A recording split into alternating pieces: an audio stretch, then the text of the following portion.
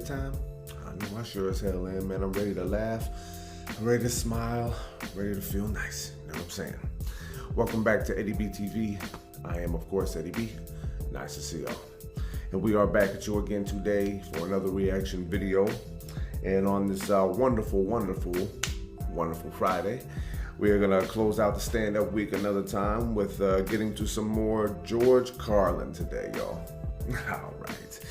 Well, you know, I feel like, you know, with all the stuff that goes on in life, you know, sometimes the things that go on in my life and y'all's as well, man, I need to get to some George and, you know, some, you know, Bill Burr, Patrice. I haven't gotten to some Patrice in a while, but I definitely got to circle back around to that. And some Richard Pryor too. But, you know, I got to get to the legends, you know, to, you know, get back to a time when things were a little bit more simpler, when things made more sense, you know, and, you know, I still have that with each passing day. I got my feelings, you know, things I don't express on here. But yeah, we're going to get into some more George Carlin today. And this one's going to be titled Everyday Language. Okay. Everyday language, right? Well, I think he did something a little similar. At least the title is, you know, I think I did one called Everyday Expressions, I think it was called. Or it might have been called something else. I don't remember. I'll have to look that up. But yeah, man, everyday language. Language is a very important thing. It's how we communicate. You understand? You know, it's just one of those things that we all need to know. Apparently, people think they have their own language and it should be practiced, but I don't think so much. But there's a lot of different ways to process that. But we're gonna see what George is talking about with this one. So yeah, we're gonna get into it. George Carlin with Everyday Language. And if you like this reaction, please boom on the like button for me one time. Subscribe to the channel, ring that bell, and leave a nice comment for your boy. Constructive critiques, leave a nice suggestion or request, and throw a couple zingers at your boy. Friendly dialogue, no drama here. All right, you guys know the deal. So let's just keep that whole thing going. So yeah, man. Just getting through the rest of the week. You know, I'm on my third day of the work week as well. Oh man, this job can be exhausting a little bit, but you know what? It does make me feel good that I have one, so I can't complain there. But yeah, I think being exhausted at the end of the week is always something that everyone's gonna say. But yeah, definitely not exhausted to get to this, so let's go ahead and do it.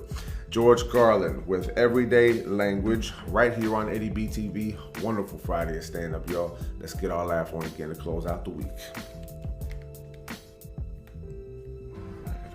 Oops, almost dropped something there. Yes, I'm ready for laughs. Are you guys? Yes. All right, let's get situated with this one here. And here we go.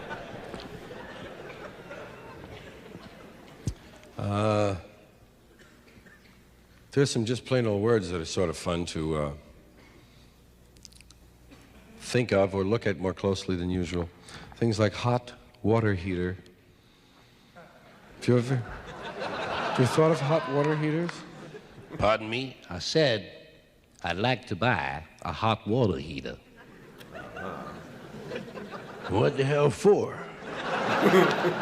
Hot water doesn't need to be heated. Okay.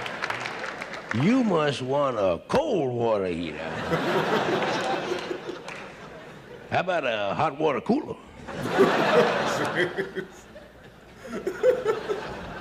Yeah, that's goofy as hell. Yeah, some words are fun.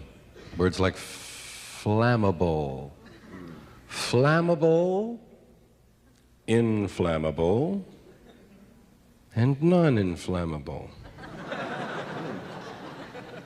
Why are there three? Yeah. Does it seem to you as though two words ought to be able to handle that idea? True. I mean, either the thing flams or it doesn't flam. Flam, not Now, flam. flammable, that's the one that's on the side of the truck. Flammable. As if you're going to get out of your car at 60 miles an hour and smoke on his truck. Right?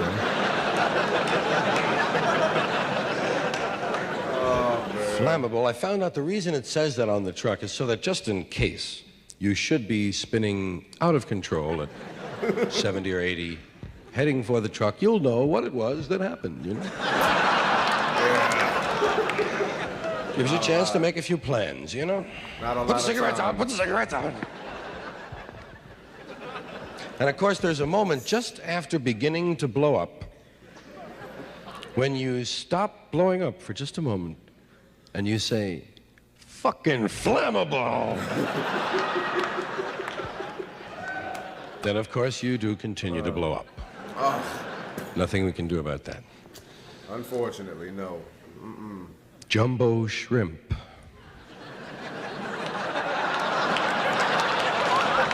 Indeed.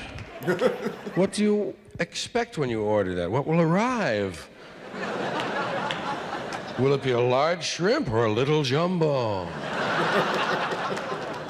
Jumbo shrimp. Those words don't even go together, man. That's like military intelligence. They have that, too. How did they do that? Yeah.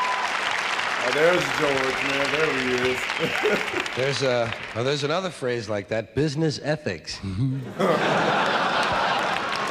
Say, we're discussing business ethics. Yes, no wonder we couldn't hear anything over here. That's like a plastic glass. They have them. Yeah. Mine isn't. Mine's a glass, goddammit. But they have the... Get me a plastic glass. Well, I'll see what I can do. That's Pretty true. soon they'll have nylon rubbers. They do. They have nylon rubbers. What the fuck? Hey. All right, Ed. Any of filth. Sure, man. Hey, Tree Moans wasn't bad so far, about an hour and a half. Now, hold on. I have a real great idea. As soon as I think of it, we're all going to laugh our asses off. Right? The Airline has given us a lot of strange words and expressions and ways to look at language that they force us into. We have words like, from the Airline, like deplane. I've never deboated, I've never debussed. By God, I've deplaned. We'll be deplaning through the forward door. I'm already on deplane. That's what they tell you. Get on the plane. Get on the plane. Fuck you, I'm getting in the plane. Okay. You've heard that one before. Yeah, that sounds good. Let Evel Knievel get on the plane. Yeah. I'll be inside with you folks in uniform. You seem to know where to sit. Airline's got a load of things. They tell you to go to your gate. Go to your gate. There's no gates. Have you ever seen a gate at the airport? There ain't no fucking gates. Where the hell are the gates? They have a lot of doorways, they have a lot of pathways, they have a lot of carpeting, they have a lot of seats. They got rostrums and podiums, they got railings, they got velvet ropes. There ain't a goddamn gate at the airport. Sure, missed 3 planes looking for my gate. 849, goddamn, there must be a bunch of them around here someplace. Where are they? And airlines also have another thing called a non-stop flight.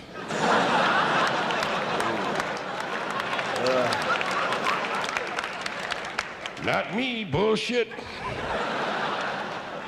I insist that my flight stop. Preferably right at the end. That's when they tell you you'll be landing shortly. Does that mean we're going to miss the runway, honey? No, it just means we're on our final approach.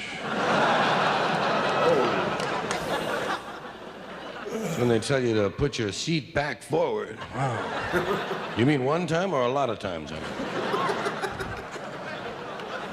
Put your seat back. I don't bend like that. And then, one further example of the airline's perversion of language. When 2 airplanes almost crash right into each other, up in the sky, they call that a near miss. It's a near hit, gang.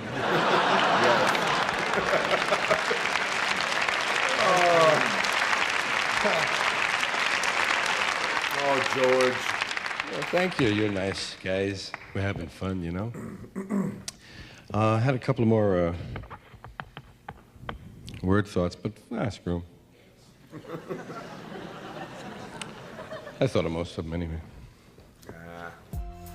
Oh, okay, that's the end of that one, man. Yes. Well, he did rehash some things that we had heard on a different clip about, airline language and all that. But hey, don't matter. It's still funny. It just reminds me that he came up with this stuff a lot earlier than the one on the special that the other clip was on. All right, y'all. That was George Carlin with Everyday Language. Well, you know what, man? I'll say this. All my life growing up, it was just like, all my life growing up, there goes my language getting crazy. Okay, growing up, sorry about that. Yeah, I used to, my grandfather used to really get on my case a lot about the way I spoke, because I was being influenced, by things said on the outside of the house and all that. And he would have a problem with that. He didn't like the way I tried to speak lazy, you know what I mean? Because if you were to say things like, oh yeah, ask, but some people I asked, he hated when I did that. He always said that if you're gonna speak right. If you ain't gonna speak, shut the hell up. He used to get on my case a lot. And as a kid, obviously you don't know why your parents get on you for some things, but he did get on me about language a lot. And as I grew up, I started to figure it out. Okay, yeah, I understand how this could be frustrating to hear. Sometimes, oh geez, I'm a little tired, sorry about that.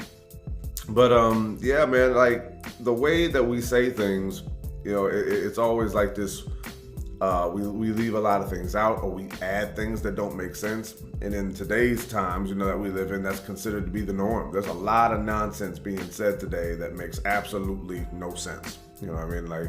All the things that I hear being said that I don't chime in on. I'm not going to speak on it really unless there's a video, comedy wise or music wise or something on Random Sunday that helps with that. But for example, here's a couple of words, here's a couple of things that are said that really irritate the hell out of me. One, high value man or high value woman. You know what I mean? I hate hearing that. That is a very moronic thing to say. It makes really no sense because the way that they're describing the value of a man and a woman is completely wrong, just to say that. And another one is slut shaming. Yeah, that's a very interesting one to me. Slut shaming.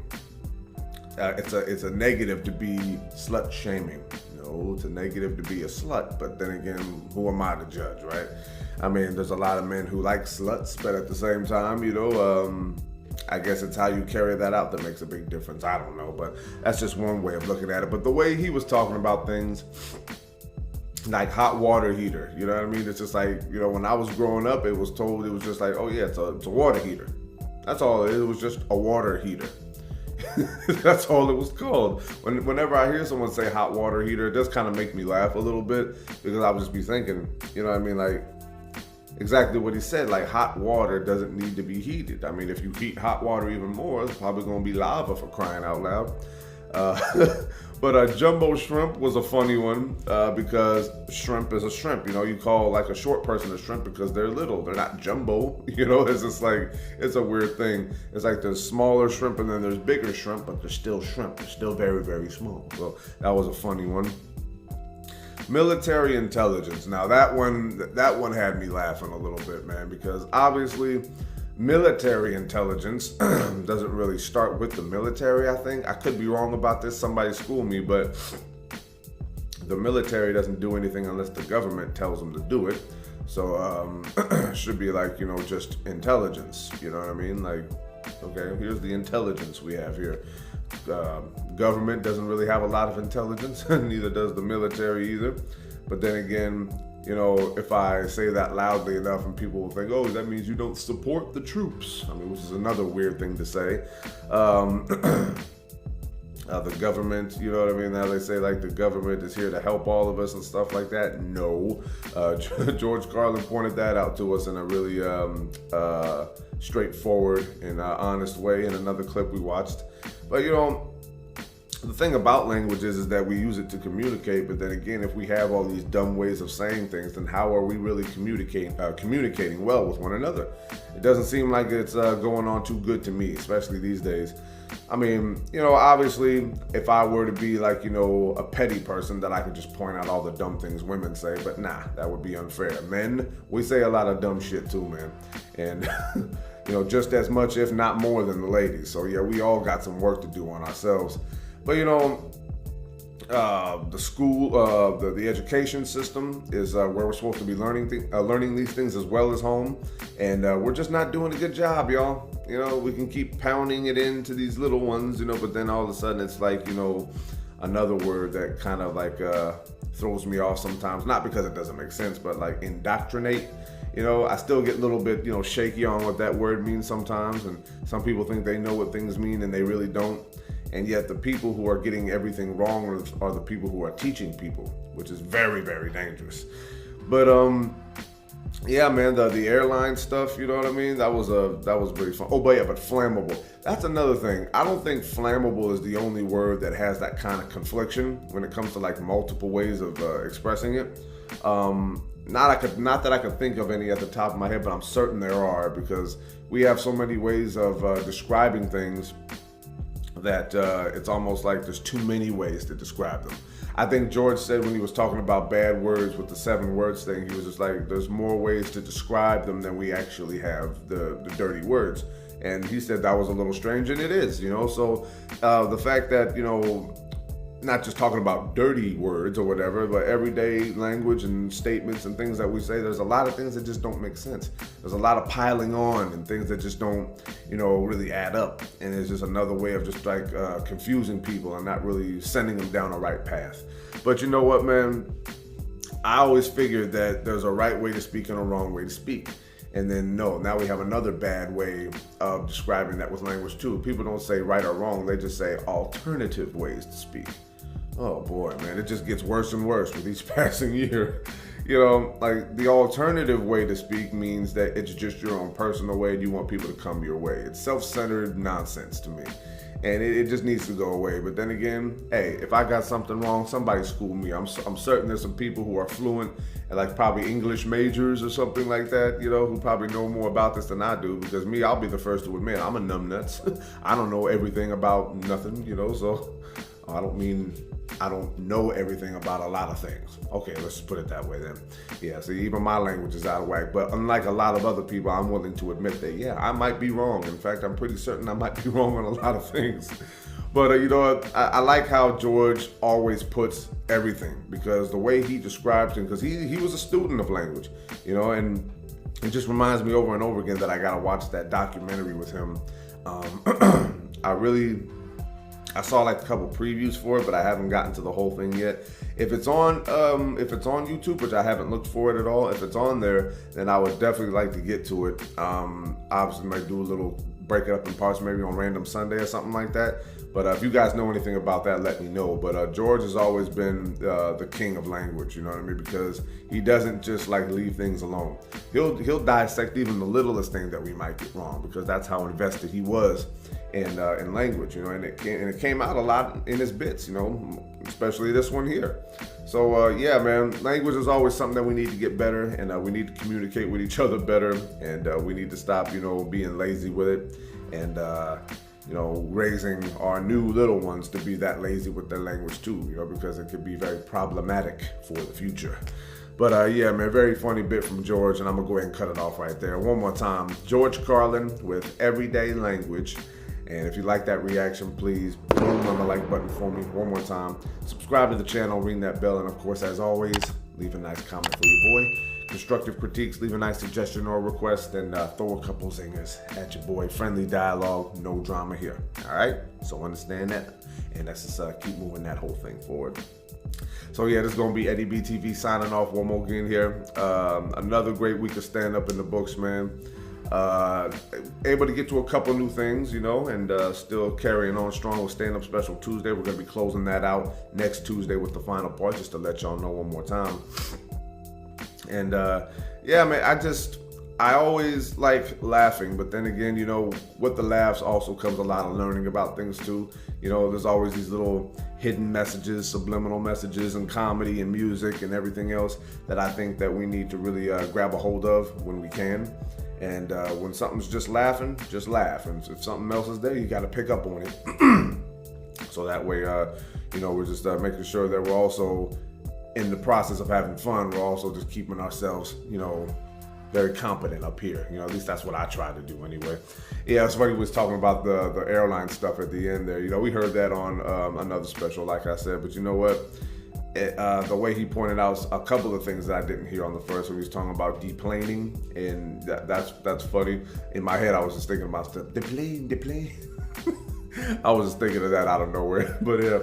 And another thing, gates.